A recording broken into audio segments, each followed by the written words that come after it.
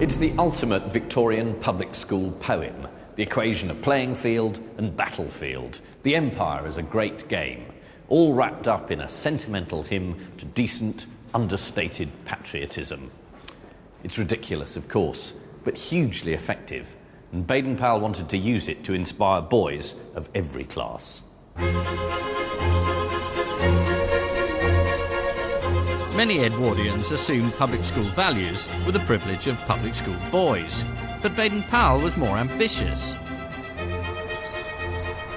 Baden-Powell wanted scouting to cross the traditional class divides, which he called artificial anyway. His vision was not just for boys from the cloister, but boys from the inner cities. The 4th Scout law states that a scout is a friend to all, and underneath that it says in big letters, a scout must never be a snob. For a man of his class, Baden-Powell's insistence that all scouts were equals may have been surprising, but it was genuine. At this time, cricketers at Lord's went in through different entrances, players and gentlemen, and it's not cricket, is a phrase which denotes everything that we'd like to think is British fairness. But society in Edwardian England was anything but fair, and he had a pretty good gut feeling that that was so. At the same time, he was frightened by the Labour Party. So he had these two sort of almost schizophrenic, opposite ideas motivating him. We are all socialists in that we want to see the abolition of the existing brutal anachronism of war and of extreme poverty and misery shivering alongside of superabundant wealth and so on. But we do not quite agree as to how it is to be brought about. Baden-Powell was very worried by what he called professional agitators going around stirring up trouble. He writes, "There are a lot of men who go howling about their rights, who've never done anything to earn any rights. Do your duty first, and you'll get your rights afterwards." I was once accused of mistrusting men with waxed moustaches. Well, so to a certain extent I do. It often means vanity, sometimes drink.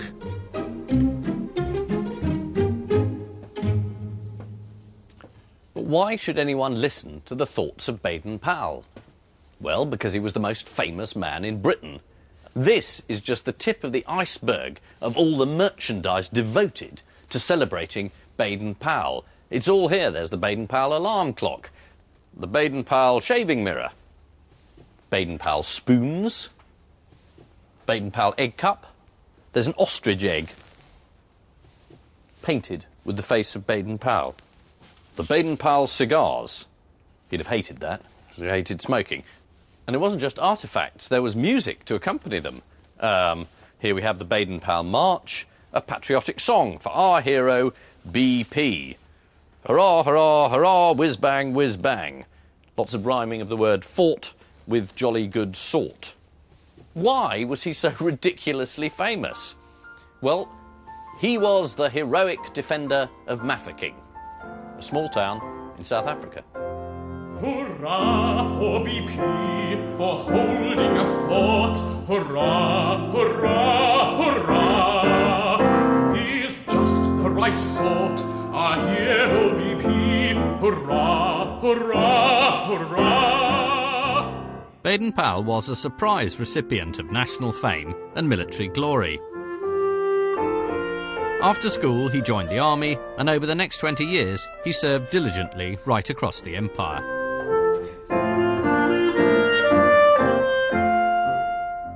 He was never a standard-issue military man. Instead, he was fascinated by a form of reconnaissance work known as scouting. The covert scrutiny of an area to gather information. It needed initiative, observation skills, and self-reliance, and Baden-Powell excelled at all of them. He gained a reputation as a bit of a maverick, but became one of the Army's youngest colonels. In 1899, the Boer War broke out. Baden-Powell was sent to South Africa under orders to engage the enemy in the north of the region with the help of local recruits. It soon became clear the advancing Boers had superior manpower, so Baden-Powell decided to hold out in the town of Mafeking. Even 70 years later, Baden-Powell's exploits at Mafeking could inspire small boys, including me. I wrote a project about the Boer War when I was 11. I wrote, Baden-Powell, though remembered for the Boy Scouts, is hardly ever given credit for his defence of Mafeking. Not strictly true, but it's a sort of controversial opening. It's very important in histories. He got the men to obey him to the letter, and they succeeded doing as they were told. He baffled the enemy with bluff and tactics. And here he is, about to do it.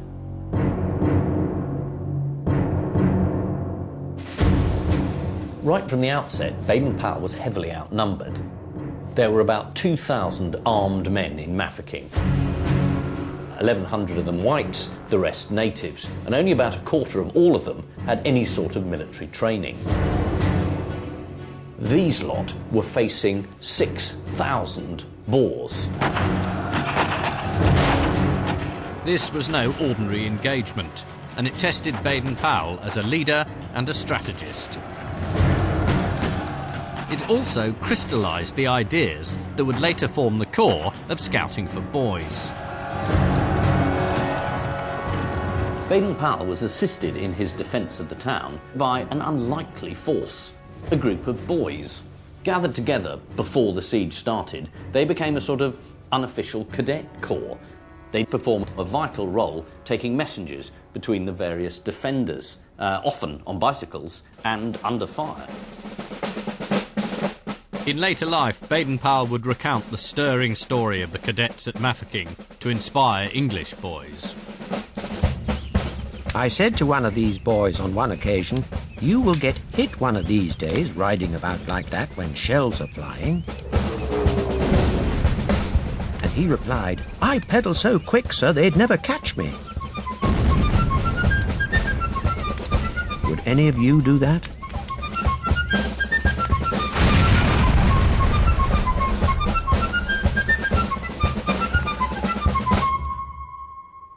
Much of Baden-Powell's subsequent reputation was based not on his complex military strategies, but his use of tricks and ruses to try and fool the Boers into thinking the British were better equipped than they were. They didn't have any mines, but Baden-Powell got these men to walk out beyond the perimeter, carrying big black boxes, and then to bury them deep in the sand at intervals. Then later on, he let off a stick of dynamite in the same area, and the Boers were convinced they were laying a minefield. Another of his tricks was to stake out all these posts along the front and then to have men moving between them as if they were laying barbed wire. They weren't, because they didn't have any barbed wire, but the Boers couldn't see that, and so they believed that the whole of this front here was fortified. Again, I mean, it was a sort of slightly bonkers, but a brilliantly effective ruse. Despite such daring innovations, Baden-Powell's problems magnified. The town was shelled. Many were injured or died. Horses were killed for meat. And food was heavily rationed. Yet convinced he must lead by example, Baden-Powell's positive attitude remained unshaken. People expect you to be able to give them an idea of how long they're going to be in this position and whether the food's going to hold out. And you effectively have to pretend to be omniscient. You have to be ultra calm. And Baden-Powell had been a very successful amateur actor, and he knew what was required. He could act really cool. The siege lasted for 216 days, but throughout it, Baden-Powell's performance, because in a sense that's what it was extraordinary. He managed to maintain not only a stiff upper lip, but a smile as well. When he wasn't pulling stunts against the Boers, he was putting on plays in the town or staging games. And when the public at home heard about his exploits, they glowed with pride. This was true British grit.